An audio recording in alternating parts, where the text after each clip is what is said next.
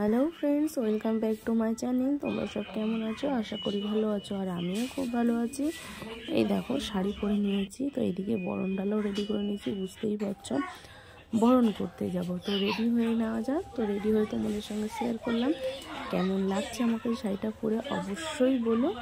এটা আমার শাশুড়ি মায়ের শাড়ি, তো বরণ করতে যাবো একটু আর কি, তার জন্য লাল সাদা শাড়িটা করলাম। যেহেতু আমার ছিল না, মায়ের ছিল, তাই মায়ের থেকে নিয়েই পড়লাম।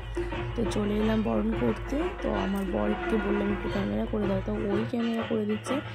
এইদিকে এই যে আমি চলে এসেছি, ও আমার আগেই এসছে। এখানে এসে দেখছি অনেকজনই বরণ করবে বলে দাঁড়িয়ে আছে, আর বরণ করা শুরু হয়ে গেছে।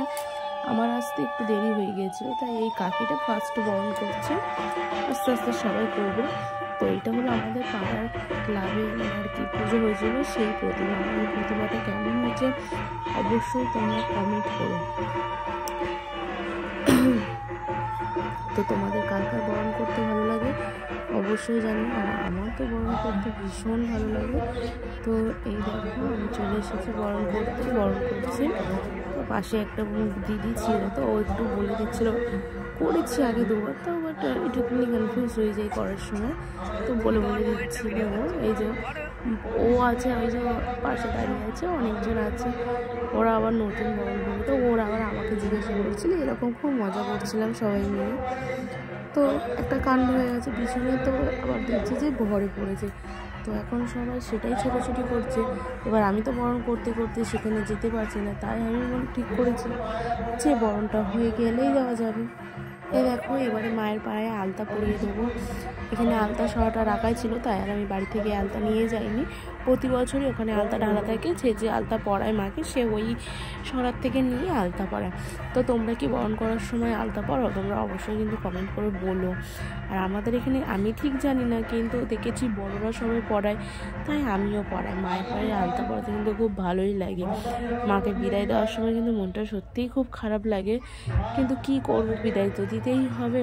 তাই মাকে একটু সাজিয়ে গুছিয়ে দেওয়ার প্রচেষ্টাই আমরা করছি। তো দেখো মায়ের মুখটাও কেমন ছোট ছোট হয়ে গেছে। তো ওইদিকে দেখছি যে আমাদের ঠাকুরটা আর কি উল্টো সাইডে রাখা হয়েছে, আর ঠাকুরের ছায়াটা পড়ছিল, তো ওটাই সবাই ডিঙিয়েছিল বলে আর কি, সেই জন্যেই মা আর কি একটু ক্ষিপ্ত হয়ে গেছিলো, তাই জন্যই ভরে পড়েছিল। আমি কোনোদিনও ভরে পড়া দেখিনি, সামনে দেখেছিলাম বাট আগে, কিন্তু এরকম সামনে হঠাৎ করে কখনোই দেখিনি, এটাই ফার্স্ট টাইম দেখলাম। তো ভয় ভিডিওটা তোমাদের সঙ্গে শেয়ার করতে পারলাম না, ওইটা আর কি আমার বর তো ভিডিও করছিল, ওইটাও ও আর করেনি। ও সেই সময় আর কি দেখছিল, ওদিকে চলে গেছিলো, একটু ব্যস্ত হয়ে গেছিলো। তো সিঁদুরটা লাস্টে পরাবো। সিঁদুরটা পরালে কী হবে তো, সিঁদুরটা পরিয়ে যদি মিষ্টিটা খাওয়া হয় না, তাহলে মিষ্টিটা আর কি লাল লাল হয়ে যায়, তাই জন্য সবাই দেখছি যে আগে মিষ্টি মুখটা করিয়ে নিচ্ছে, তারপরে সিঁদুর দানটা করাচ্ছে।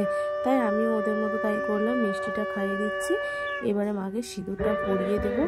তো মনটা তো ভীষণই খারাপ লাগছে যে এই কদিন 5-6 দিন আমরা ভীষণ মজা করি, সবাই মিলে নাচানাচি করি, কিন্তু এই যে এই একটা বছরের অপেক্ষা, এই 5 দিনে যে কীভাবে শেষ হয়ে যায়, সত্যি কথা বলতে বুঝতেই পারি না, একদমই বুঝতে পারি না। তো এই দিকে পুরো ফাঁকা হয়ে গেছে, আমি আবার ঘুরে দেখছি, তা সবাই বলছে তুই বরণটা করে নে, তুই তারপরে আসবি, তুই বরণ করতে করতে যেতে নে। তাই আমি হচ্ছে কি মাকে একটু জল খাইয়ে দিলাম। এই যে দেখো এইদিকে ভরে পড়েছিল, কিন্তু ও না বেশি ক্যামেরাটা নেয়নি, তাই জন্য আর কি দেখা যাচ্ছে না। তো যাই হোক, তোমাদের ওখানে কার ওখানে কোন আর কে ভরে পড়েছে দেখেছো অবশ্যই কিন্তু কমেন্ট করো।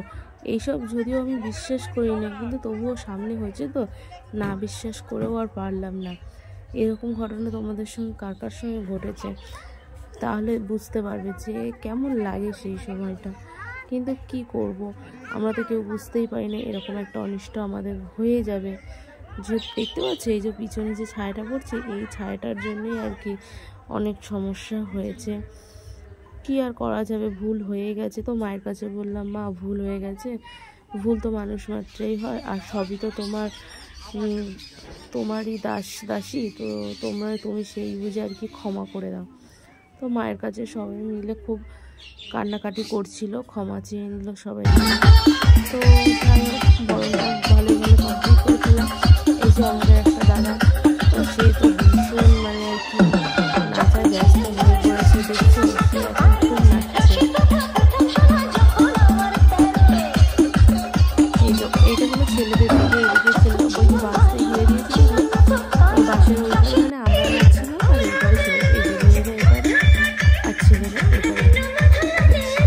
ছেলেদের নিয়ে তখন কেউ নাচ স্টার্ট করেনি, ওই দাদাটা এসে একাই নাচছে। মেয়েরা তো মানে শুরু থেকে শেষ অবধি সে ভাষণের জন্য নেচেছে, আর পুজোর শুরু থেকেও শেষ অবধি মেয়েরা নেচেছে।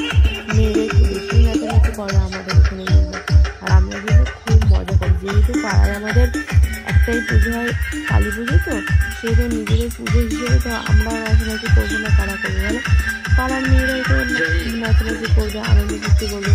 আমাদের যদি পুজো আমরা যদি আনন্দ ফুর্তি না করি তাহলে কি ভালো লাগে?